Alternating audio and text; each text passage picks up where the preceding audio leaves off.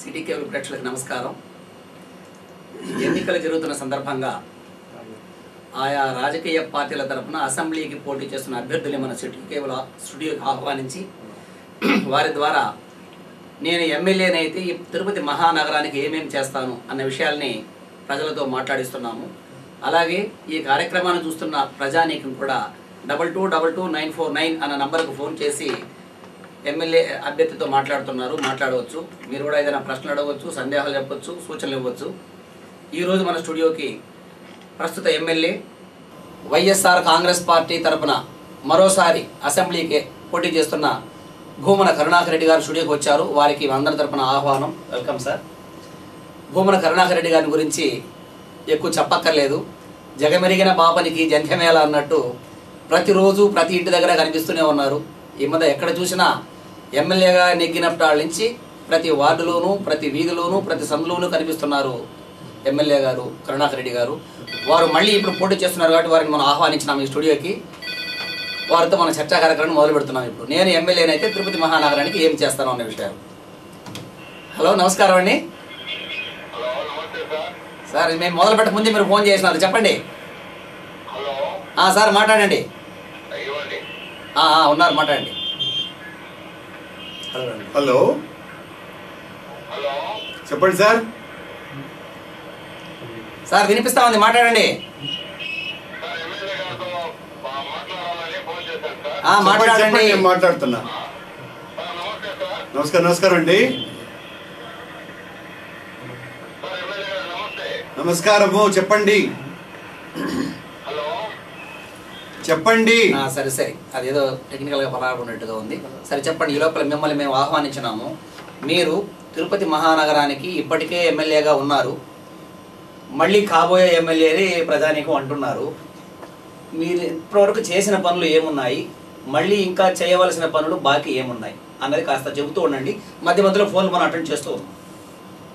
నేను గెలిచినప్పటి నుంచి ఇప్పటికి దాదాపు 1.5 సంవత్సరాలు పైగా అనునిత్యము కూడా ప్రజా సమస్యల్ని పరిష్కరించమని చెప్పి ప్రభుత్వం మీద తీవ్ర ఒత్తిడి తెస్తూ వార్డులన్నింటినీ పర్యటిస్తూ ఏ వార్డులో ఏ రకమైనటువంటి సమస్యలు ఉన్నాయి, ఈ సమస్యల్ని పరిష్కరించండి అని అనునిత్యము కూడా మున్సిపల్ అధికారుల దృష్టికి, ప్రభుత్వం దృష్టికి, కలెక్టర్ల దృష్టికి దాదాపు 900 అర్జీలను ఇవ్వటం జరిగింది. చిన్న పనులన్నీ కూడా ఎమ్మెల్యే నిధులతో చేయటము జరిగింది. నిరంతరం ప్రజల మధ్యన ఉంటూ ప్రజా సమస్యల్ని పరిష్కరించడానికి ప్రతిపక్ష శాసనసభ్యునిగా ప్రభుత్వం మీద ఒత్తిడి తేవటంలో నా శాయశక్తులా నేను కృషి చేయటం జరిగింది. హలో, నమస్కారం అండి. చెప్పమ్మా. నమస్తే తల్లి.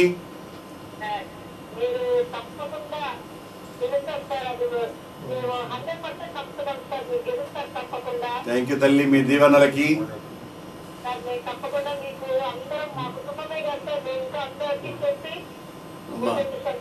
థ్యాంక్ యూ తల్లి, థ్యాంక్ యూ తల్లి. అవునమ్మా, తిరుపతిలో ప్రధానమైనటువంటి సమస్య నీటి సమస్యే. జగన్మోహన్ రెడ్డి గారు ముఖ్యమంత్రి అయిన తర్వాత మనం అధికారంలోకి వచ్చిన వెంటనే యుద్ధ ప్రాతిపదిక మీద తిరుపతిలో నీటి సమస్యను తీర్చటమే నా లక్ష్యంగా, ధ్యేయంగా పనిచేస్తాను. ఈ నీటి సమస్య మీదనే నేను శాసనసభలో కూడా ప్రభుత్వ లెక్కల ప్రకారమే మనిషికి 140 లీటర్ల నీళ్లు అవసరము అని చెప్తున్నారు.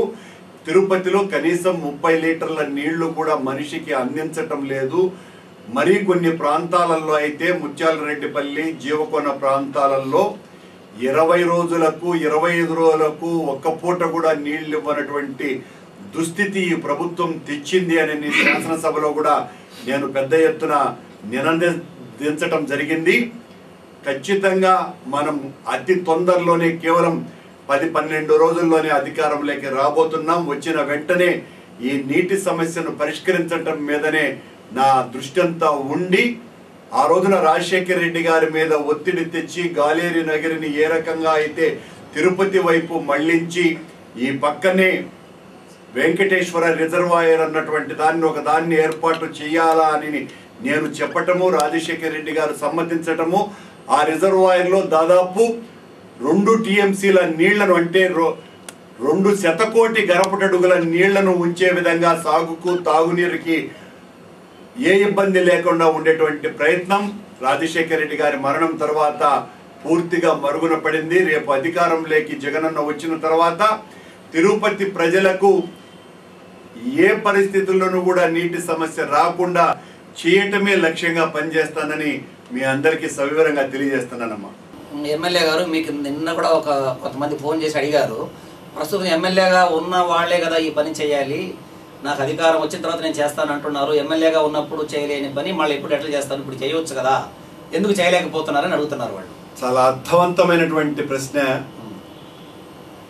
ప్రభుత్వంలో ఉన్నటువంటి ముఖ్యమంత్రి అనేవాడు చేయవలసినటువంటి పని ఉద్దేశపూర్వకంగా నిర్లక్ష్యం చేసి ఆ ముఖ్యమంత్రి మెడలు వంచటానికి ఎన్ని ఉద్యమాలు చేసినా కూడా చెవిటివాడి ముందర శంఖంలాగా అయిపోతే ఆ ప్రభుత్వం యొక్క బాధ్యతారాహిత్యాన్ని ఎండగట్టుతూనే నీటి అవసరాన్ని గుర్తు చేస్తూ నీవు ఈ నీటి సమస్యను పరిష్కరించమని నేను ప్రయత్నం చేశానా లేదా అన్నటువంటి విషయాన్ని తెలుసుకోవాలి. కానీ శాసనసభ్యుడిగా ప్రతిపక్షంలో ఉన్నటువంటి వాడు ప్రభుత్వం దగ్గర ప్రభుత్వాధినేత కేటాయించకుండా డబ్బులు శాసనసభ్యుడు కేటాయించేటువంటి పరిస్థితుల్లో ఉండడు అన్నటువంటి విషయాన్ని గుర్తు చేస్తున్నాను. హలో, నమస్కారం అండి. నమస్కారం సార్, మాట్లాడండి. ఎమ్మెల్యే కరుణాకర్ రెడ్డి గారు స్టూడియోలో ఉన్నారు, మాట్లాడండి. కార్తీక్ గారు చెప్పండి. చెప్పండి అండి. నమస్కారం.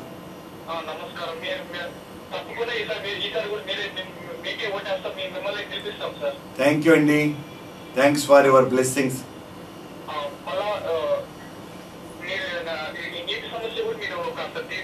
తప్పకుండానండి. నా ఫస్ట్ ప్రయారిటీ తిరుపతి ప్రజలకు నీళ్లు తీసుకురావటమే.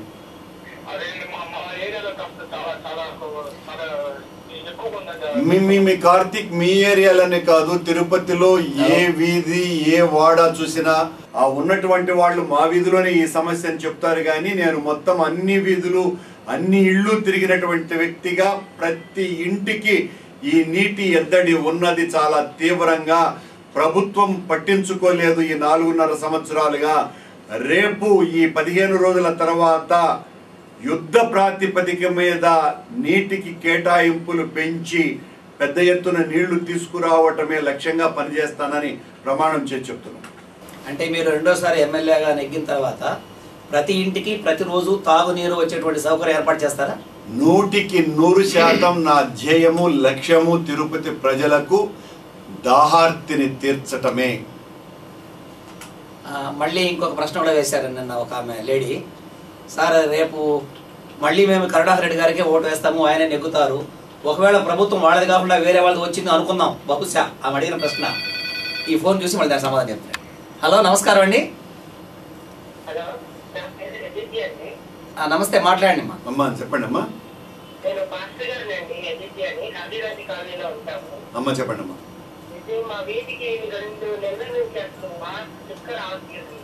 అవునమ్మా, కరెక్ట్ మీరు చెప్పింది. అవునమ్మా. అమ్మా అమ్మా అమ్మా వినపడలేదమ్మా. ఖచ్చితంగానమ్మా, ఖచ్చితంగా వాటర్ ప్రాబ్లం తీర్చటమే లక్ష్యంగా పనిచేస్తానని తెలియజేస్తున్నా మీకు. అదే ఇందాక అడిగిన ప్రశ్న మరొకసారి కూడా ఎమ్మెల్యేగా దానికి నా సమాధానం చెప్పండి. ఎవరు ఎన్ని రకాలుగా అడ్డుకున్నా, ఎంత దుష్ప్రచారం చేసినా జగన్మోహన్ రెడ్డి అనేటువంటి వ్యక్తి ముఖ్యమంత్రిగా జూన్ 2 తర్వాత ప్రమాణం చేయటం 100% వాస్తవము. ఎట్టి పరిస్థితుల్లోనూ నేను ప్రతిపక్ష శాసన సభ్యుడిగా ఉండను, ప్రభుత్వ శాసన సభ్యునిగానే ఉంటాను అన్నటువంటి విషయం తెలియజేస్తాను. రైట్. తర్వాత మళ్ళీ ఇది కాకుండా మీరు గుర్తించిన సమస్యలు ఏమున్నాయి, దానికోసం మీ ప్రణాళిక ఏముంది తీర్చడానికి? తిరుపతిలో ప్రధానమైనటువంటి సమస్య నీరు. 140 లీటర్ల నీళ్లు ప్రతి మనిషికి అవసరం. అది ప్రభుత్వ లెక్కే. 30 లీటర్లు కూడా ప్రభుత్వం అందించలేకపోయింది. 140 లీటర్లను ప్రతి మనిషికి అందించటం నా మొట్టమొదటి ధ్యేయం.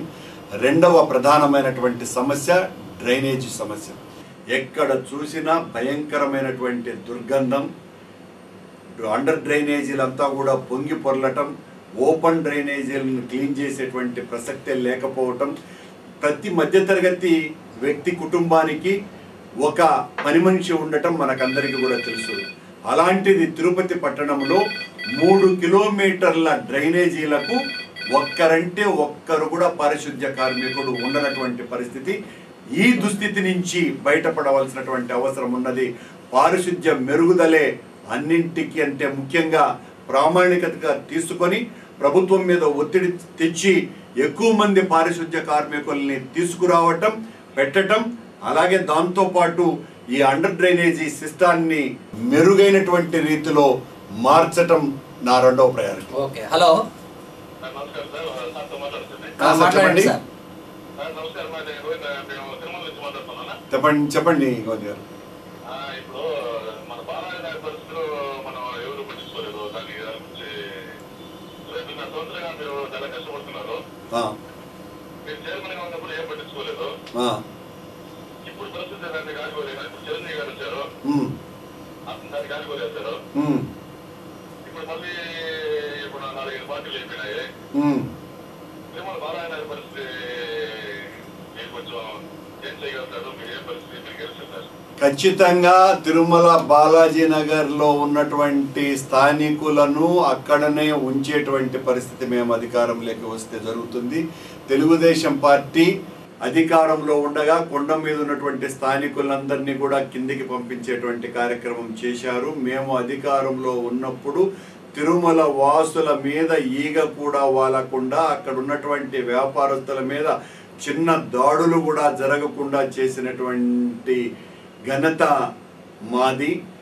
బాలాజీ నగర్లో ఉన్నటువంటి వాళ్ళకందరికీ కూడా పక్కా ఇళ్ళు నిర్మించేటువంటి పరిస్థితి మీద తీవ్రమైనటువంటి ఒత్తిడి తెచ్చి మీ సమస్యల్ని పరిష్కరించడం లక్ష్యంగా పనిచేస్తాం.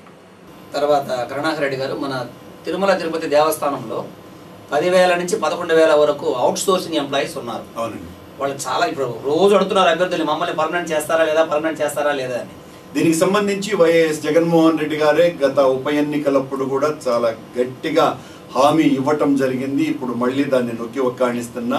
తిరుమల తిరుపతి దేవస్థానంలో పనిచేస్తున్నటువంటి దాదాపు 11,000 మంది అవుట్ సోర్సింగ్ ఉద్యోగస్తులను 100% వాళ్లకు టైం స్కేల్ ఇచ్చే విధంగా జగన్మోహన్ రెడ్డి గారి పాలన ఉంటుంది అని తెలియజేస్తున్నాను. వాళ్ళతో పాటు వీళ్ళు కూడా ఉన్నారు, ఎస్వి యూనివర్సిటీలో ఎన్ఎంఆర్లు. ఖచ్చితంగా దీని మీద నేను గతంలో కూడా రాజశేఖర్ రెడ్డి గారితో మాట్లాడడం జరిగింది. ఆయన చనిపోయిన తర్వాత ఎలాంటి ప్రభుత్వాలు వచ్చాయి, ఆ ప్రభుత్వాలు ఎంతగా ఈ విషయాల్ని పట్టించుకోలేదో అందరికీ తెలిసినటువంటి విషయం. జగన్మోహన్ రెడ్డి గారు తన మేనిఫెస్టోలో కూడా చాలా చక్కగా చెప్పడం జరిగింది. ఈ అవుట్సోర్సింగ్ ఉద్యోగస్తుల విషయంలో చాలా సానుకూలత దృక్పథంతో వాళ్ళనందరినీ కూడా ఈ చట్ట పరిధిలో ఖచ్చితంగా వాళ్లకు టైం స్కేల్ ఇవ్వటమో పర్మనెంట్ చేయటమో జరిగి తీరుతుంది అన్నటువంటి హామీని ఆయన ఇవ్వటం జరిగింది. తప్పుడు వాగ్దానాలు జగన్మోహన్ రెడ్డి చేయడు. ఆచరణ సాధ్యమైనటువంటివన్నీ కూడా 100% చేసి తీరుతాడు. అందులో భాగంగా ఈ అవుట్సోర్సింగ్ ఉద్యోగస్తులకు అందరికీ కూడా ఆ మేలు జరగబోతుంది. సరే, తర్వాత మీరు రెండో ప్రాధాన్యత మురికివాడల శుభ్రత అన్నారు. మొదటి ప్రాధాన్యత నీటి సమస్య, 2 మురికివాడల శుభ్రత, మురికి కాలువలు.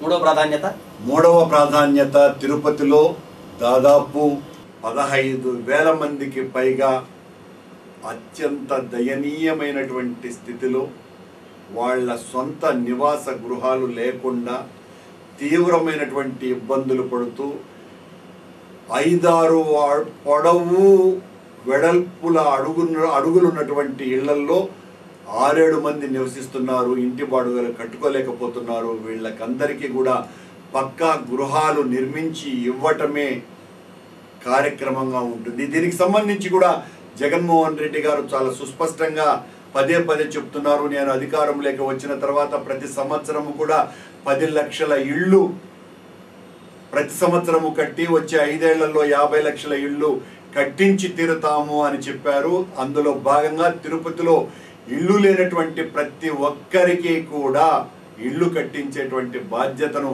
జగన్మోహన్ రెడ్డి గారు తీసుకుంటారు. శాసనసభ్యునిగా ప్రతి ఒక్కరూ సొంత ఇంటి కళ నెరవేరే విధంగా నేను ప్రవర్తిస్తాను.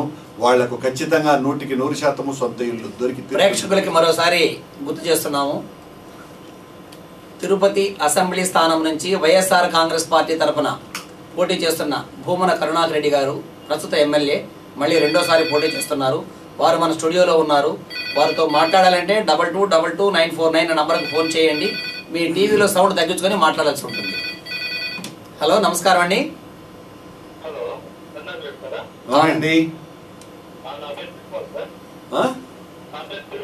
తిరుపతి గారు చెప్పండి.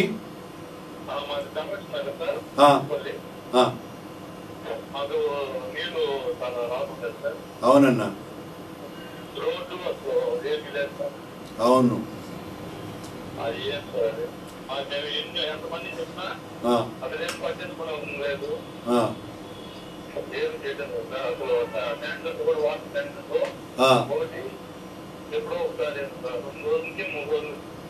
ఈ సమస్యలు కొద్ది రోజుల్లో పూర్తిగా తీరిపోతున్నాయి తిరుపతి గారు. ఈ 10 రోజుల తర్వాత ఖచ్చితంగా మీరు కోరిన విధంగా నీటి సౌకర్యము మెరుగుపడుతుంది.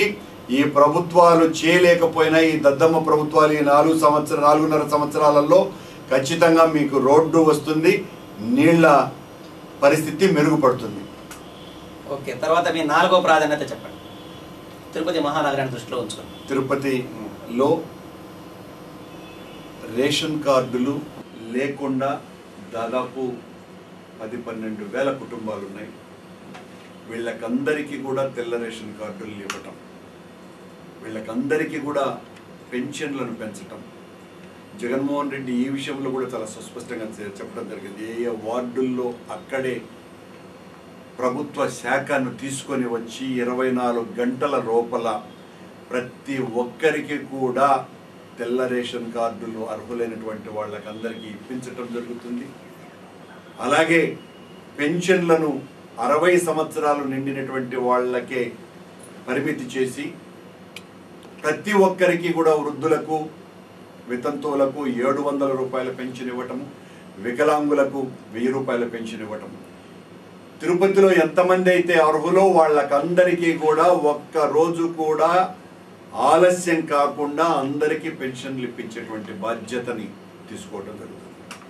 ఓకే, తర్వాత మీ మేనిఫెస్టోలో డ్వాక్రా రుణాల రద్దు అన్న విషయం మాట్లాడండి. అవునండి. ఒకసారి రుణాలు రద్దు చేసేస్తారు, మళ్ళీ వాళ్ళు రుణాలు తీసుకోరా, తీసుకున్న తర్వాత మళ్ళీ రద్దు చేసుకుంటూనే ఉంటారా? ప్రస్తుతం సరైన వివరణ ఇవ్వండి. ప్రస్తుతం వాళ్ళు తీసుకున్నటువంటి రుణాలన్నింటినీ కూడా పూర్తిగా మాఫీ చేయటం జరుగుతుంది. వాళ్లకు ఏ రకమైనటువంటి ఆర్థిక పరమైనటువంటి ఇబ్బందులు లేకుండా నా ప్రభుత్వం వస్తే నేను చేసేటువంటి మొట్టమొదటి పని మహిళలకు ఇదేనని జగన్మోహన్ రెడ్డి గారు చెప్పటం జరిగింది. ఆ తర్వాత అందరికీ కూడా పెద్ద ఎత్తున రుణాలు ఇచ్చేటువంటి కార్యక్రమం జరుగుతుంది. ఆ రుణాలు కూడా పూర్తిగా ఒక్క పైసా కూడా వడ్డీ లేకుండా రుణాలు ఇవ్వటం జరుగుతుంది. జగన్మోహన్ రెడ్డి గారు అవినీతి పరుడు, ఆయన వస్తే జైలు కడతారు కానీ కొత్త రాష్ట్రాన్ని నిర్మించలేరు అని చంద్రబాబు నాయుడు వీళ్ళు అంటున్నారు. దానికి మీ సమాధానం? చంద్రబాబు నాయుడు ఇక అధికారంలోకే రాను అని పూర్తిగా స్థిరీకరించుకొని రోజు రోజుకు జగన్మోహన్ రెడ్డి మీద పెరుగుతున్నటువంటి ప్రజాదరణను చూసి ఓర్వలేక వణుకు పుట్టి ఏం చెయ్యాలో దిక్కుతోచక ఒక్కరోజు కూడా అధికారంలో భాగస్వామి కానటువంటి వ్యక్తిని, ఒక్కరోజు కూడా సెక్రటేరియట్ ముఖం కూడా చూడనటువంటి వ్యక్తిని అన్యాయంగా, అక్రమంగా, రాక్షసంగా తప్పుడు కేసులు బనాయించి కాంగ్రెస్ పార్టీతో కొమ్మక్కై సోనియా గాంధీతో మిలాఖతై ఆ కేసులు బనాయించి సిబిఐని ఉసిగొల్పి కక్ష తీర్చుకొని జగన్మోహన్ రెడ్డిని జైల్లో పెట్టడం జరిగింది. వీళ్ళు జైల్లో పెట్టినంత మాత్రాన జగన్కు ప్రజాదరణ తగ్గల. జగన్ ఏ మకిలి అంటినటువంటి వ్యక్తి కాదు అని ప్రజలు పూర్తిగా నమ్ముతున్నారు. అందుకే చంద్రబాబు చేసినటువంటి ఈ ఘోరాతి ఘోరమైనటువంటి పాపానికి రేపు ఎన్నికలలో తగిన రీతిలో బుద్ధి చెప్పి తెలుగుదేశం పార్టీకి సమాధి కట్టబోతున్నారు. హలో, నమస్కారం అండి. మాట్లాడండి అమ్మా. అమ్మా చెప్పండి అమ్మా. అవునమ్మా, నీళ్లు ఈ 4.5 సంవత్సరాల కాలంలో ప్రభుత్వం అత్యంత దారుణంగా వ్యవహరించింది కాబట్టి నీటి సమస్య వచ్చింది. ఈ 10 రోజుల తర్వాత మన ప్రభుత్వం రాగానే యుద్ధ ప్రాతిపదిక మీద ఈ నీటి సమస్యను తీర్చటమే లక్ష్యంగా జయంగా జగనన్న ప్రభుత్వం ఉంటుంది అని దేవుడి పాదాల సాక్షిగా మీకు ప్రమాణం చేసి చెప్తున్నాను. నీటి సమస్య పరిష్కారానికి మీరు ఎప్పుడైనా కొన్ని ప్రతిపాదనలు తీసుకొని ముఖ్యమంత్రి గారిని కలిశారా? ఇంతవరకు కలవలేదు అని మొన్న వచ్చిన వాళ్ళు చెప్పారు అభ్యర్థులు. నిద్రపోయే వాళ్ళను ఫోన్ చూసిన. హలో, నమస్కారం అండి.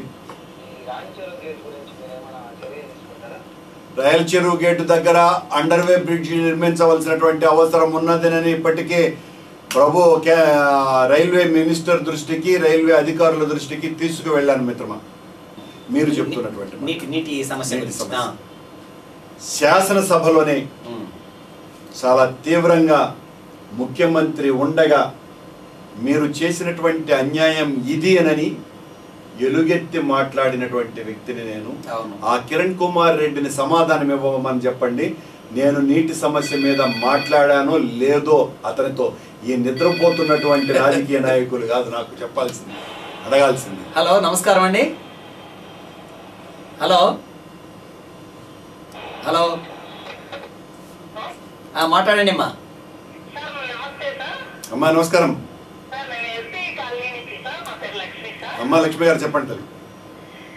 మాకు చాలా ఆనందంగా ఉంది. ఇంతవరకు ఏ ఎమ్మెల్యే కూడా ఇంతవరకు ప్రజల్లో కనబడిన ఎమ్మెల్యే లేరు. అమ్మా చాలా మందిని చూసాము. అమ్మా కానీ మేము ఒక తిరుపతి పట్టణంలో మేము ఉన్నందుకు, మీరు మా శాసనసభ్యులైనందుకు మాకు గర్వంగా ఉంది. థ్యాంక్ యూ తల్లి. అయితే నిత్యం ప్రజలపై తిరుగుతున్నారు, మీరు మా సమస్యల మీద పోరాడుతున్నారు సార్. అమ్మా మేము ప్రతిరోజు దినపత్రికల్లో చూస్తున్నాము, టీవీ ఛానల్స్ లో చూస్తున్నాము. అమ్మా సంతోషం సార్. అయితే మీరు ప్రతిపక్షంలో ఉండడం వల్ల కూడా మీరు రూలింగ్ లో లేరు కాబట్టి మాకు చేయలేకపోతున్నారు అనే విషయం కూడా మాకు తెలుసు సార్. అమ్మా అంటే మీరు ముఖ్యంగా ఏంటంటే సమైక్యాంధ్ర ఉద్యమంలో మీరు అసెంబ్లీలో మీరు గెలవ విప్పి మాట్లాడినప్పుడే మేము చాలా గ్రేట్ గా ఫీల్ అయ్యాం సార్.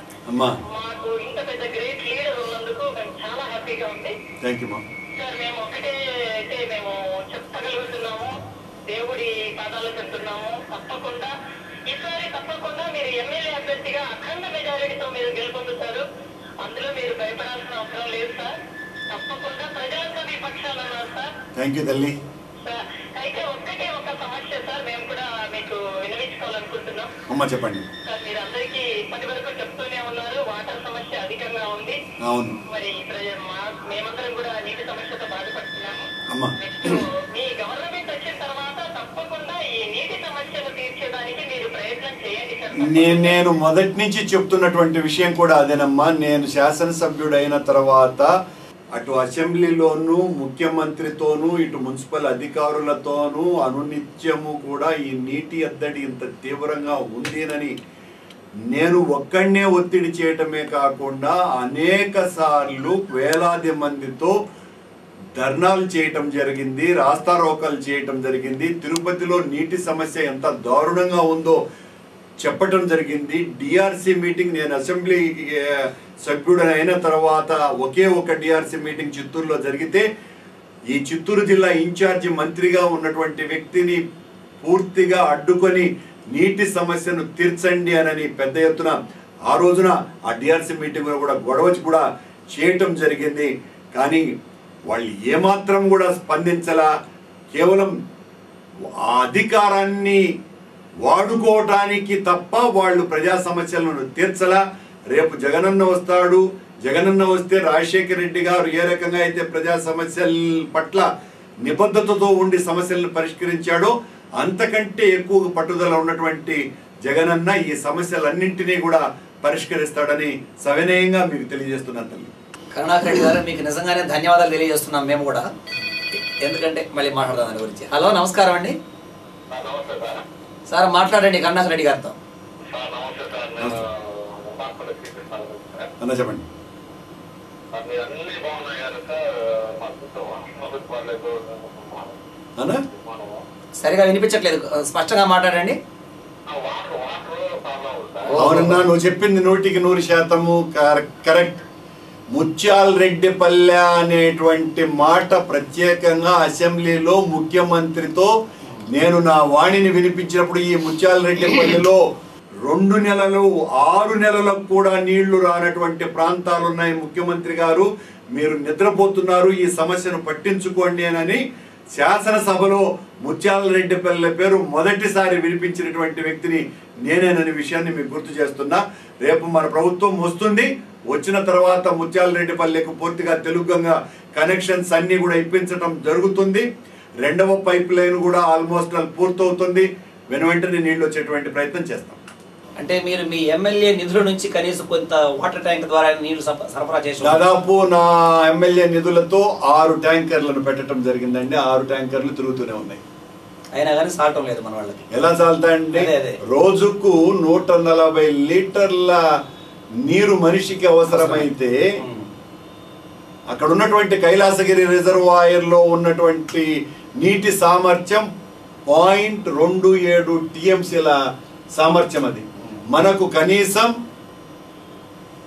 0.75 టీఎంసీల నీరు అవసరం ఉంది. ఆ 7-5 టీఎంసీల నీటిని తీసుకొని వచ్చేటువంటి ప్రణాళిక రచించటము, దానికి ప్రకారం నీళ్లు తేవటమే లక్ష్యంగా పనిచేస్తాను. హలో, నమస్కారం అండి. నమస్తే సార్. నేను అమ్మాయిపల్లి నుంచి మాట్లాడుతున్నాను. శ్రీవేల్ నా పేరు. అన్న చెప్పండి. అన్నగారికి నమస్కారము. అన్న చెప్పండి. అమ్మాయిపల్లికి చెప్పారు, చాలా సంతోషము. కానీ మీరు చేయాల్సిన ఒకటే చిన్న పని చేస్తే చాలు సార్. ఆ నీటి సమస్య తీరాలంటే వేస్ట్ గా పోయే వాటర్ డ్రాప్ చేస్తేనే మా ముత్యాలరెడ్డిపల్లికి వాటర్ సమస్య తీరిపోతుంది. 3 దగ్గర వేస్ట్ గా పోతున్నాయి. ఒకటి శంకరెడ్డి అపార్ట్మెంట్స్, 2 పోలీస్ క్వార్టర్స్. ఈ 3 గాని అరికట్టగలిగితే మీరు చాలా ధన్యులు సార్ మా ముత్యాలరెడ్డిపల్లికి. తప్పకుండా చాలా థ్యాంక్స్. ఇంకో చిన్న మనవి, పని అండర్ బ్రిడ్జ్ కట్టాలని అంటున్నారు. అవును, అది అవసరం లేదు సార్. ఆల్రెడీ మనం మున్సిపల్ కార్పొరేషన్ వాళ్ళు 80 ఫీట్ రోడ్ నుంచి ఎన్టీఆర్ సర్కిల్ వరకు కనెక్షన్ ఇచ్చున్నారు. ఒకటి దాన్ని ఫ్లైఓవర్ కట్టించారంటే మీకు మా ఓట్లు మీ వాళ్ళకు మన నమస్కారం సార్. థ్యాంక్ యూ అన్న. థ్యాంక్ యూ అన్న. Thank you. ఓకే, ఇందాక నేను మిమ్మల్ని అభినందించింది ఎందుకంటే తిరుపతి నుంచి మొట్టమొదటిసారి మీరు ఎమ్మెల్యేగా ఎన్నికై మొట్టమొదటిసారి అసెంబ్లీలో అడుగుపెట్టారు. తిరుపతి నుంచి ప్రాతినిధ్యం వహించిన ఏ ఒక్క శాసనసభ్యుడు కూడా మీలాగా అంత ఎక్కువసేపు అంత అనర్గళంగా మాట్లాడిన దాఖలాలు నాకు తెలిసి లేదు ఇంతవరకు చరిత్రలో. ఒకరి గురించి నేను అలా కాదు, అప్పుడు మీరు ఎలా ఫీల్ అయ్యారని అడుగుతున్నా నేను. నేను ఒక బాధ్యత కలిగినటువంటి ప్రజాప్రతినిధిగా ఉండాలనేటువంటి ఆలోచన నాది. నాకు సమస్యల పట్ల అవగాహన ఉన్నది. నేను చిన్నతనం నుంచి కూడా అభ్యుదయ రాజకీయాలతో పెరిగినటువంటి వాడిని, పోరాటాల ద్వారా ఎదిగినటువంటి వాడిని, ప్రతి సమస్య పట్ల అవగాహన కలిగినటువంటి వ్యక్తిని, ఎక్కడ ఏ సమస్య ఉన్నా స్పందించేటువంటి గుణం ఉన్నటువంటి వాడిని, సమస్యల పరిష్కారం పట్ల నిబద్ధత ఉన్నటువంటి వాడిని, చదువుకున్నటువంటి వాడిని, వీటన్నింటికంటే మించి. అందువలన తిరుపతి సమస్యల మీద స్పందించవలసినటువంటి అవసరం ఉన్నది అని నేను 4 సార్లు నేను ఎన్నిక కాబడ్డ తర్వాత శాసనసభ జరిగితే 4 సార్లు కూడా నేను ఈ మాట్లాడినటువంటి ఏకైక శాసనసభ్యుడిని. అవకాశం మీకే దొరికింది, అరుదైన అవకాశం నాకే దొరకటం కాదు, అవకాశాన్ని నేను అందిపుచ్చుకున్నాను. అది కూడా కరెక్ట్.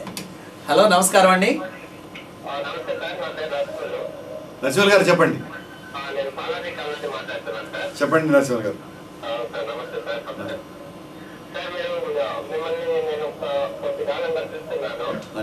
అందరూ నాయకులు ఎక్కడ కాకుండా మీరు గొప్పగా ప్రతి ఒక్క ప్రాంతానికి వెళ్ళి అద్భుతంగా వాళ్ళ యొక్క సమస్యల్ని గ్రహిస్తున్నారు. ఖచ్చితంగా మీరు ఈసారి వెళ్తారు సార్. థ్యాంక్ యూ అన్న. నెక్స్ట్ వచ్చి చిన్న ఇది సార్, చెప్పండి. ఏంటంటే అందరూ ఎమ్మెల్యేలు లెక్కన కాకుండా తిరుపతిలో మత్స్యరహిత మాంసరహితమైనటువంటి తిరుపతికి చెప్తామన్నారు. దానిపైన ఎక్కువ కాన్సన్ట్రేషన్ చేయాలనేది నాకు.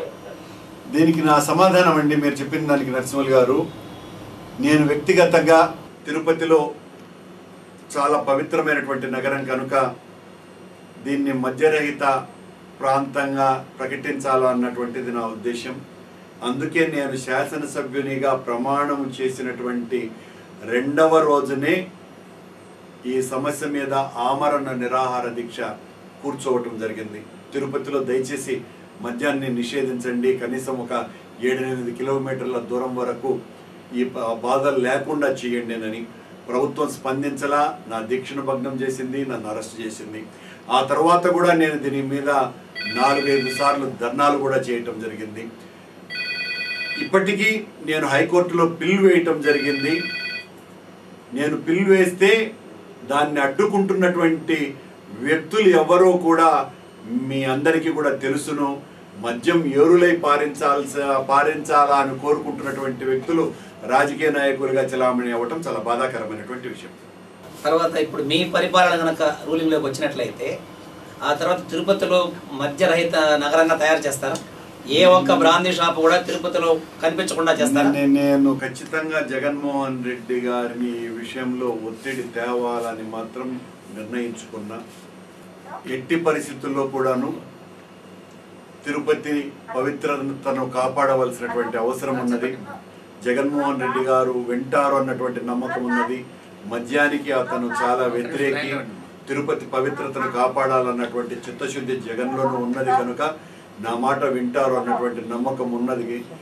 నేనైతే ఖచ్చితంగా జగన్మోహన్ రెడ్డి గారు. హలో, మాట్లాడండి అమ్మా. చెప్పండి అమ్మా. నమస్తేనమ్మా. నమస్తే తల్లి, చెప్పమ్మా.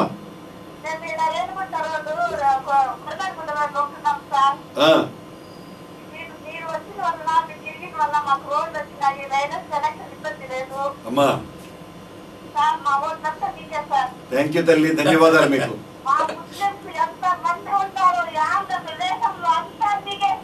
అవునమ్మా, మొత్తం అందరూ జగనన్నకు వెయ్యాలని నిశ్చయించుకున్నారు. అంతే కదా.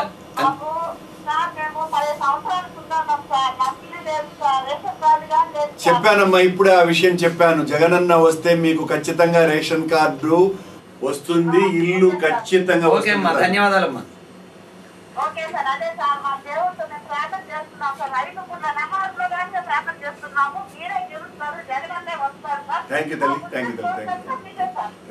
అంటే ఇక్కడ ముస్లింలకు సంబంధించి ఒక ముఖ్యమైన అంశం మనం మాట్లాడుకోవాలి. ముస్లింల ఓట్లు పూర్తిగా జగన్మోహన్ రెడ్డి గారి నేతృత్వంలోని వైఎస్ఆర్ కాంగ్రెస్ పార్టీకే వచ్చే అవకాశాలు ఉన్నాయా? కొన్ని చీలిపోయే అవకాశాలు ఏమన్నా ఉంటాయి? ఎట్టి పరిస్థితుల్లో చీలవండి. దానికి కారణం వారి తండ్రి రాజశేఖర రెడ్డి గారు ముస్లింల పట్ల చూపించినటువంటి ఆదరాభిమానాలు. ముస్లింల కోసమని ఆయన 4% రిజర్వేషన్స్ కల్పించటము, ముస్లింల భద్రతకు ఆయన చర్యలు తీసుకోవటం పట్ల ముస్లింలకు అపరిమితమైనటువంటి ఆదరాభిమానాలు ఉన్నాయి. వాళ్ళ కొడుకు జగన్ అయితే మరింత పట్టుదలతో మైనారిటీలకు భద్రత కల్పిస్తాడు అన్నటువంటి నమ్మకం ఉన్నది కనుక. హలో, నమస్కారం అండి. నమస్కారం అండి. నమస్కారం అండి. చెప్పండి హరికృష్ణ గారు.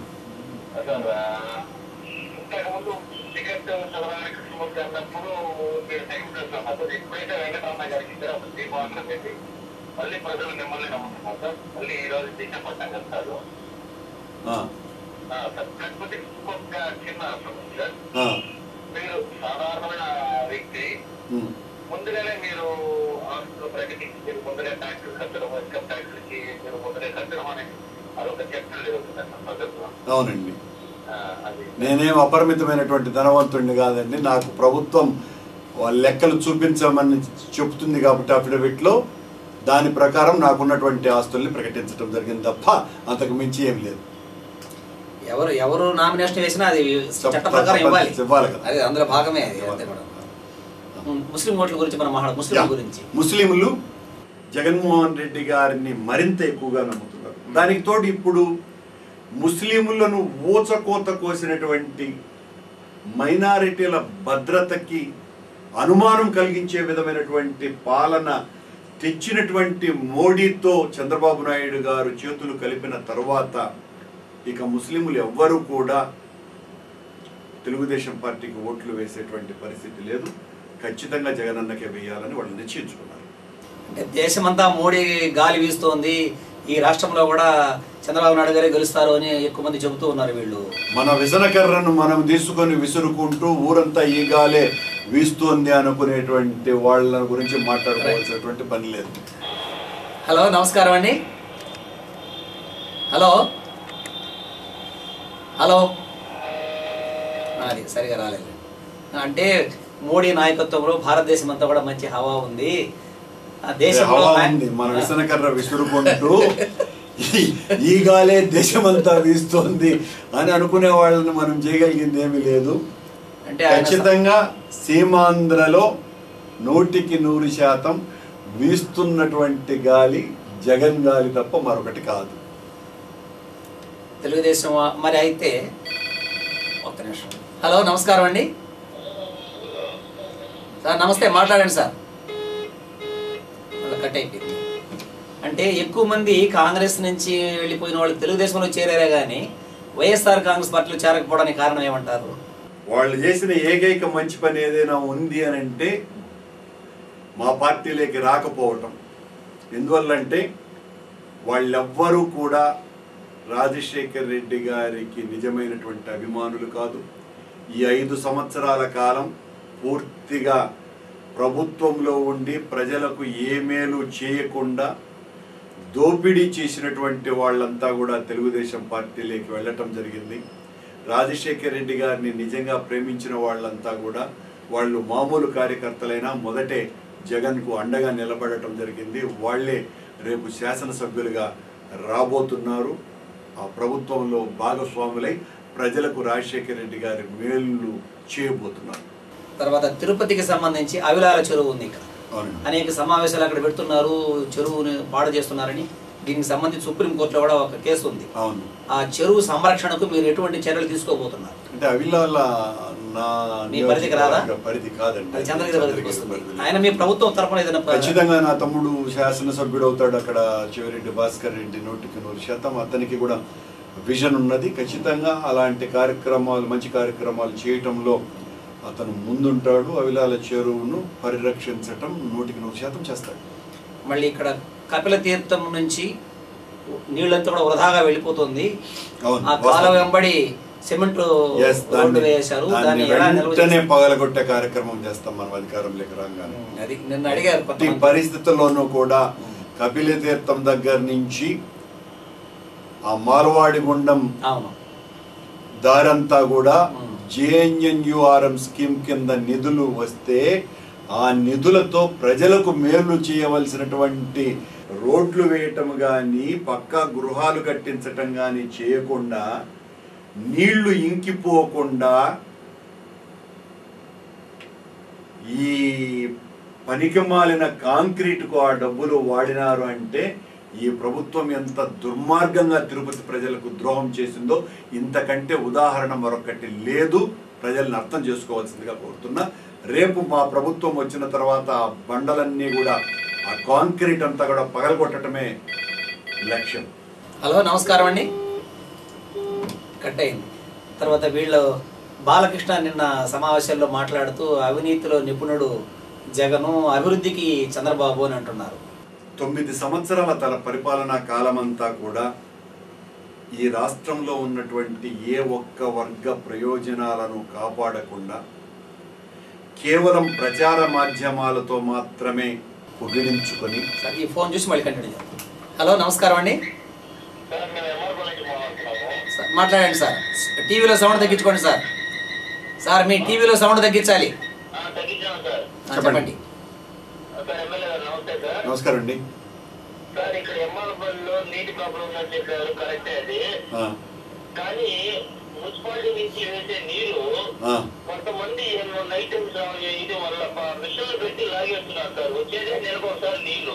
ఆ నైట్ లో వేయడం వల్ల, మిషన్లు పెట్టి లాగడం వల్ల కనీసం మాకు 10 బిందెల నీళ్ళు కూడా రావటం లేదు సార్. వచ్చేది నెలకు ఒకసారి వస్తే 10 బిందెల నీళ్ళు కూడా రావటం లేదు. దాని మీద సంబంధించిన చెప్పిన అధికారులు చెప్పినా పట్టించుకోవడం లేదు. దాని మీద ఎటువంటి యాక్షన్ తీసుకోవట్లేదు. ఎన్నోసార్లు కలిసి చెప్పినాము. అవునా? చెప్పినా కూడా వాళ్ళు స్పందించడం లేదు. ఎక్కడ జరుగుతున్నది ఆ దోపిడీ? నేను వెంటనే రేపే మాట్లాడతాను కమిషనర్ తోటి.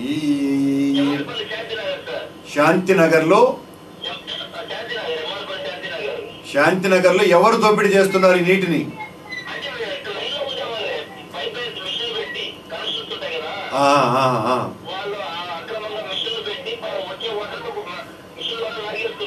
ఎంతమంది అలా తీసుకుంటున్నారు?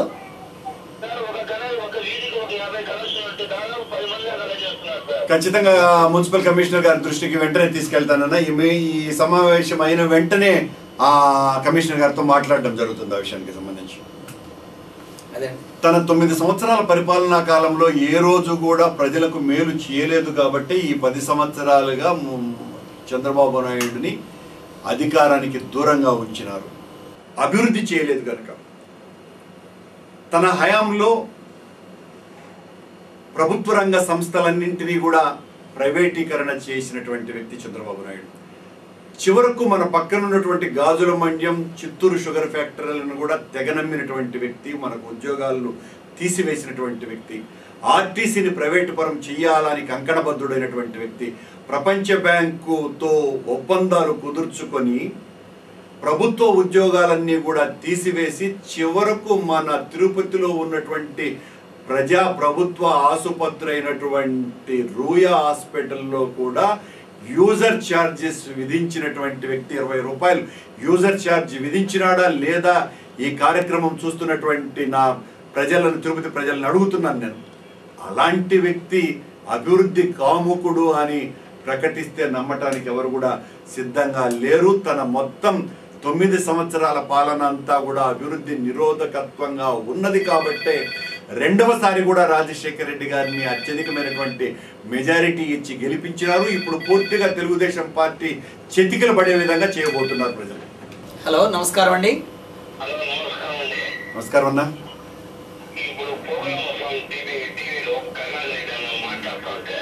మాట్లాడండి అన్న, చెప్పన్నా.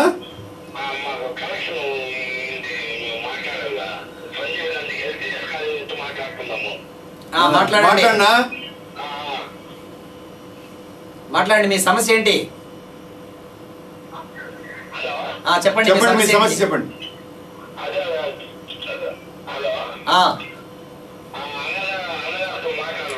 మాట్లాడుతున్నా, చెప్పండి అన్నా.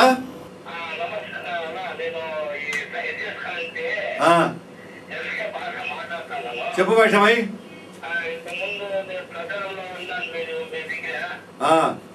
ఇప్పుడు మాకు చిన్న హెల్త్ ఇది మా భార్య ఎల్ఐటి హాస్పిటల్లో ఆపరేషన్ చేయడం, దాన్ని బిల్ తెచ్చి పంపించింది. 9 గంటలకు వాళ్ళు కట్ అయింది అది. తర్వాత ఏదైనా ఆ సమస్యను నేను తెలుసుకుంటా, ఖచ్చితంగా ప్రాబ్లం సాల్వ్ చేస్తాను. కార్యక్రమాన్ని చూస్తున్న ప్రేక్షకులకు ఒక విజ్ఞప్తి. మనం ఈ కార్యక్రమాన్ని ఇస్తున్న సందర్భంగా కొన్ని ప్రాంతాల్లో కావాలనే కొంతమంది మన సిగ్నల్స్ రాకుండా చేసినట్టుగా మా దృష్టికి వచ్చింది ఇప్పుడే. దయచేసి అలాంటిది మంచి పద్ధతి కాదు. ప్రజలారా, మీరు గమనిస్తూ ఉన్నారు, మనం ప్రతి ఒక్క పార్టీకి సంబంధించిన అన్ని రకాల అభ్యర్థుల్ని మనం తీసుకొని వస్తున్నాము, వాళ్ళతో ప్రజలతో మాట్లాడిస్తున్నాము. అందులో భాగంగానే ఈరోజు ఈ కార్యక్రమం జరుగుతోంది. ఇప్పుడే మాకు అందిన సమాచారం మేరకు కొన్ని ప్రాంతాల్లో మన సిగ్నల్స్ వెళ్లకుండా నిలుపుదల చేశారని తెలిసింది. అటువంటి కార్యక్రమాలు మంచిది కాదు. దయచేసి సహకరించండి, మంచి కార్యక్రమాన్ని ప్రోత్సహించండి. హలో, నమస్కారం అండి. సార్ మాట్లాడండి సార్. కరుణాకర్ రెడ్డి గారు ఉన్నారు. చెప్పండి. నమస్తే. నమస్తే.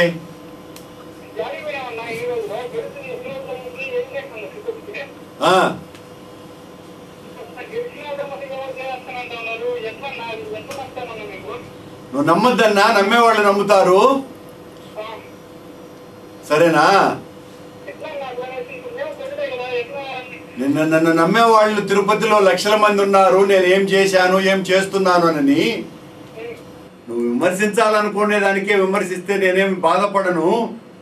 నేను ఎక్కడికి పోయినాను అని అడుగుతున్నావు. నేను నిత్యం ప్రజల మధ్యనే ఉన్నాను, ప్రజలతోనే ఉన్నాను అన్నా. నేను ఎన్నో సంవత్సరాలు కాలేదన్నా, 1.5 సంవత్సరం అయింది ఎమ్మెల్యేగా అయ్యి.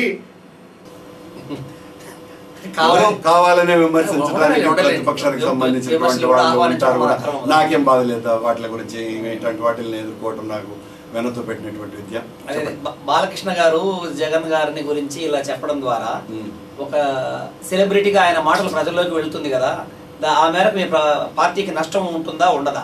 ఎవరు ఎన్ని రకాలుగా విమర్శించినా ఇంతకంటే దుర్మార్గంగా జగన్ మీద మాట్లాడిన వారు జగన్ పట్ల ఆదరణ కించిత్తు కూడా తగ్గదు. జగన్ను ముఖ్యమంత్రిని చేయాలని ప్రజలందరూ పట్టుదలతో ఉన్నారు. దానికి కారణం రాజశేఖర రెడ్డి గారు చేసినటువంటి మంచి పనుల్ని ప్రజలెవరు కూడా మర్చిపోలేకపోతున్నారు. జగన్ అంతకంటే పట్టుదల కలిగినటువంటి మనిషి. హలో, నమస్కారం అండి. హలో హలో మాట్లాడండి సార్. చెప్పండి. సార్ అక్కడ శబ్దం వస్తాను, శబ్దం లేకుండా చూసుకోండి.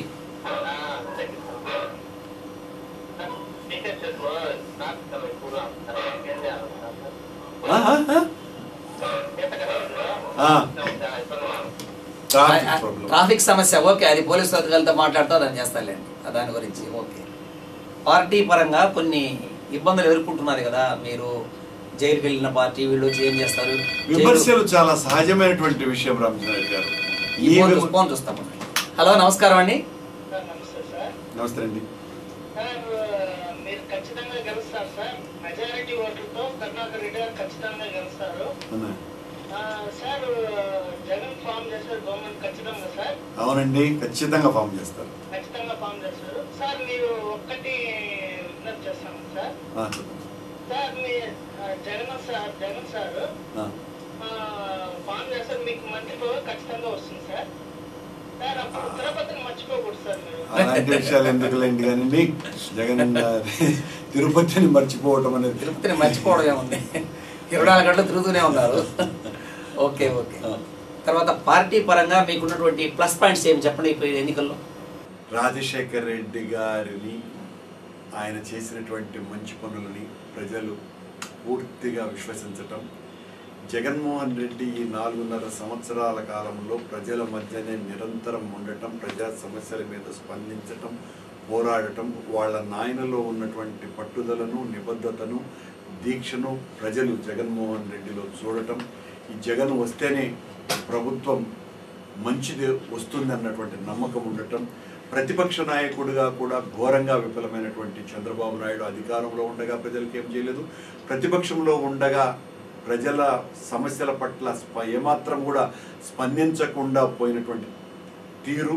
కేవలం ఎన్నికలు రాకముందు ఈ సంవత్సర కాలంలోనే ఆయన ఈ ప్రజాక్షేత్రంలోకి వచ్చి ప్రజల సమస్యల పట్ల చాలా స్పందన ఉన్నట్టు నటించటం తప్ప చంద్రబాబు నాయుడిని ప్రజలెవరు కూడా నాయకుడిగా నమ్మకపోవటం, జగన్మోహన్ రెడ్డి సమస్యల పరిష్కారం చేయగలడు అన్నటువంటి విశ్వాసం జగన్మోహన్ రెడ్డిని ముఖ్యమంత్రిని చేయబోతున్నాయి.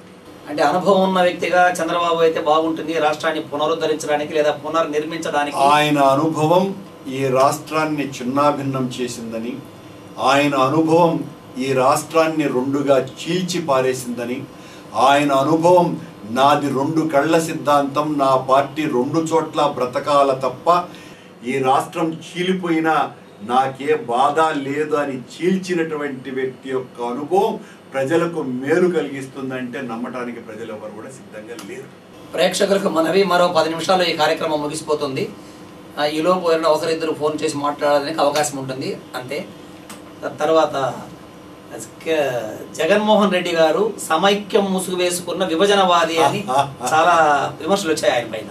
అంటే జగన్మోహన్ రెడ్డిని ఎన్ని రకాలుగా విమర్శించాలనో, ఈ చంద్రబాబు నాయుడు జగన్మోహన్ రెడ్డి మన ఉప ఎన్నికల్లో నిలబడ్డప్పుడు బీజేపీ పార్టీకి మద్దతు ఇవ్వబోతున్నాడని ప్రచారం చేశాడు. బీజేపీ పార్టీకి మద్దతు చివరికి ఎవరిస్తున్నారండి? చంద్రబాబు నాయుడు కాదా? ఫోన్ చూస్తాం. హలో, నమస్కారం అమ్మా. అవునమ్మా.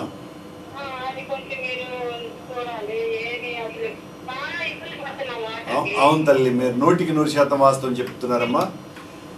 ఆ నీటి సమస్యను ఖచ్చితంగా పెద్ద ఎత్తున పరిష్కరించవలసినటువంటి అవసరం ఉన్నది. పరిష్కరిస్తాం తల్లి. సమైక్య ముసుగులో ఎవరితో కలిశారు? ఈ చంద్రబాబు నాయుడే జగన్ కాంగ్రెస్తో కలిశాడు, కలవబోతున్నాడు అని చెప్పారు. కానీ ఈ చంద్రబాబు నాయుడు ఎమ్మెల్సీ ఎన్నికలు చిత్తూరులో జరిగితే పోటీ కూడా పెట్టలా, తన వాళ్ళనందరినీ కలిపి కాంగ్రెస్కు ఓట్లు వేయించాడు. ఈ చంద్రబాబు నాయుడు తెలుగుదేశం కిరణ్ కుమార్ రెడ్డి ప్రభుత్వం మీద అవిశ్వాస తీర్మానం పెడితే అవిశ్వాస తీర్మానానికి వ్యతిరేకంగా విప్పు జారీ చేయించి ఓట్లు వేయనీయకుండా చేసినటువంటి వ్యక్తి చంద్రబాబు నాయుడు. ఎఫ్డిఐకి సంబంధించి తన సభ్యుల్ని గైర్హాజరు చేయించి ఆ బిల్లును గట్టెక్కించినటువంటి వ్యక్తి చంద్రబాబు నాయుడు.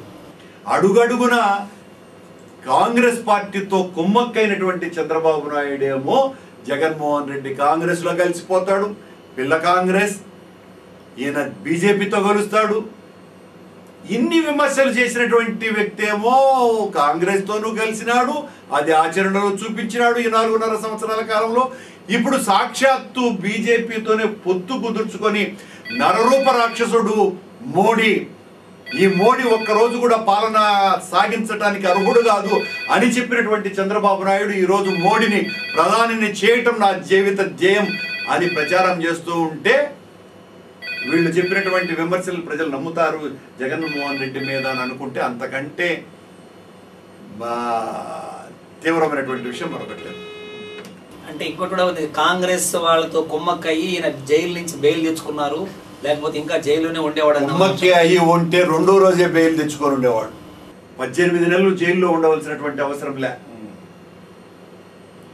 ఒక యుద్ధ వీరుడు జగన్మోహన్ రెడ్డి, ఆ సోనియా గాంధీ ఆధిపత్యాన్ని ఎదిరించినటువంటి ధీరుడు ఈ దేశంలో ఎవరైనా ఉన్నారు అంటే ఒక జగన్మోహన్ రెడ్డి. అందుకు మూల్యం 18 నెలల జైలు జీవితం. అలాంటి జగన్మోహన్ రెడ్డి కాంగ్రెస్ పార్టీతో లాలూచి పడినాడంటే లాలూచి పడినటువంటి చంద్రబాబు నాయుడు లాలూచి పడ్డాడు కానీ జగన్మోహన్ రెడ్డి కాదు. లాలూచి అన్నది వైఎస్ వాళ్ళ రక్తంలోనే లేదు. తర్వాత ప్రచారంలో భాగంగా సీమాంధ్రలో బాగా తిరుగుతున్నారు, తెలంగాణలో కూడా మీ ప్రభుత్వం వస్తుందని ఆశిస్తున్నారా మీరు? ఈ ఫోన్ చూసి మాట్లాడు. హలో అమ్మా, అమ్మా చెప్పండి. మాట్లాడండి. కరుణాకర్ రెడ్డి గారు మాట్లాడుతున్నారు, మాట్లాడండి అమ్మా. చెప్పండి అమ్మా. ఓకే ఓకే, సంతోషం, చెప్పండి అమ్మా.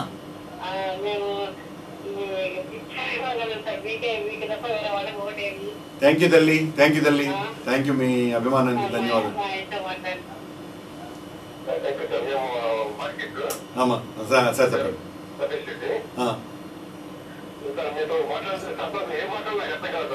థ్యాంక్ యూ అండి, థ్యాంక్ యూ అండి, థ్యాంక్ యూ థ్యాంక్ యూ అండి. అవునండి, అవునవును. థ్యాంక్ యూ అండి, థ్యాంక్ యూ. ఓకే ఓకేనండి, ఓకే, ధన్యవాదాలు. Thank you sir. సో అభిమానులు పెద్ద ఎత్తున ఫోన్ చేస్తున్నారు. మళ్ళీ ఈ కార్యక్రమం అయిన తర్వాత మళ్ళీ మాకు ఫోన్ చేస్తుంటారు, మాకు ఫోన్ ఇవ్వలేదు సార్, మీరు ఇవ్వలేదు అని అంటూ ఉంటారు. మనం అనుకున్న సమయం అయిపోవస్తుంది. మీ పార్టీ తరఫున మీరు ప్రజానీకానికి తెలియజెప్పాల్సిన విషయాలు ఏమైనా కొన్ని చెప్పి మనం ముగిస్తాం ఈ కార్యక్రమం. నేను శాసనసభ్యునిగా ఎన్నికైతే మీ ఆదరాభిమానుల వల్ల, మీ చదువు వలన, మీ ప్రేమ వలన, మీ దీవెనల వలన ఈ తిరుపతి శాసనసభ్యుడంటే మా శాసనసభ్యుడు అని మీరంతా కూడా కాలర్ ఎగరేసుకుని పోయే విధంగా మా శాసనసభ్యుడు ఒక నిబద్ధత కలిగినటువంటి వ్యక్తి, సమాజం పట్ల బాధ్యత కలిగినటువంటి వ్యక్తి, సమాజం పట్ల అవగాహన ఉన్నటువంటి వ్యక్తి, సమస్యల పరిష్కారం పట్ల చిత్తశుద్ధి ఉన్నటువంటి వ్యక్తి, ఎందుకంటే మించి ఒక మానవతావాదిగా ప్రజల సమస్యల్ని పరిష్కరించగలిగినటువంటి వ్యక్తి అని తిరుపతి ప్రజలు గర్వపడే విధంగా నా శాసనసభ పదవి కాలమంతా ఉంటుందేనని, నేను ఏ రోజు కూడా చిన్న అవినీతి కార్యక్రమాలు కూడా చేయనని, ఏదైనా పొలాలు కనపడితే ఆ పొలాల మీద గుడ్డలు పరిచి ఈ పొలాలు నావి అనని ఆక్రమించుకునేటువంటి నీచపు కార్యక్రమాలు చేయనని, ఎవరైనా ఇద్దరు తగాదా పడితే ఆ ఇద్దరిని పిలిచి మధ్యస్థం చేసి డబ్బులు దండుకునేటువంటి కార్యక్రమాలు చేయనని, అభ్యుదయ రాజకీయాల నుంచి వచ్చినటువంటి సుదీర్ఘమైనటువంటి రాజకీయ చరిత్ర నేపథ్యం కలిగినటువంటి నేను తిరుపతి ఆధ్యాత్మికతను చిత్తశుద్ధితో కాపాడుతూ మాయమాటలు చెబుతూ కాదు. కొంతమంది కేవలం మాయమాటలు, ఈ పవిత్రతను కాపాడుతా అంటే పవిత్రతకు అర్థమే తెలియనటువంటి వాళ్ళు మాట్లాడేటువంటి మాటలుగా కాకుండా 3000 సుదీర్ఘమైనటువంటి సంవత్సరాల చరిత్ర కలిగినటువంటి వెంకటేశ్వర స్వామి ఆలయ ప్రాశస్త్యాన్ని కాపాడుతూ 1100 సంవత్సరాల చరిత్ర కలిగినటువంటి తిరుపతి ఒకప్పుడు గోవిందరాజపురం అనేటువంటి పేరుతో నామకరణం కావింపబడి తిరుపతిగా ఈ రోజున పెద్ద ఎత్తున 4 లక్షల జనాభాతో విరాజిల్లుతున్నటువంటి అనేక ప్రాంతాల నుంచి వచ్చి స్థిరపడి వెంకటేశ్వర స్వామి పాదాల దగ్గర బ్రతుకుదాం, స్థిర నివాసం ఏర్పరచుకున్నటువంటి వాళ్ళ జీవితాలలో వెలుగులు ఆనందము నింపుతూ మా శాసనసభ్యుడంటే ఇలా అని మీరంతా గర్వపడే విధంగా నా ప్రవర్తన ఉంటుంది. శాసనసభలో అనునిత్యము కూడా తిరుపతి యొక్క గళం, ఈ తిరుపతిలో ఉన్నటువంటి 3 లక్షల మంది గొంతుకుల స్వరం నా గొంతు ద్వారా అనునిత్యము వినపడుతూనే ఉంటుందని మీ అందరికీ సవినయంగా తెలియజేస్తూ నన్ను గెలిపించవలసిందిగా ప్రార్థిస్తూ సెలవు తీసుకుంటున్నాను. ప్రేక్షకులకు ఇంతవరకు మన ఎమ్మెల్యే భూమన కరుణాకర్ రెడ్డి గారితో నేను ఎమ్మెల్యేనైతే అనే కార్యక్రమాన్ని చూశాము. అనేక విషయాలకు చాలా చక్కగా సమాధానాలు చెప్పారు. మళ్ళీ ఇదే స్టూడియోకి వచ్చే ఆదివారం 4వ తేదీ ఇదే సమయానికి మన ఎమ్మెల్యే గారు వస్తున్నారు. ఆ రోజు కూడా మిగిలిన వాళ్ళు మాట్లాడవచ్చు, మీ సందేహాల్ని తీర్చుకోవచ్చు. ఈ కార్యక్రమంలో పాల్గొన్న ఎమ్మెల్యే గారికి మన అందరి తరపున కృతజ్ఞతలు, ధన్యవాదాలు, నమస్కారం.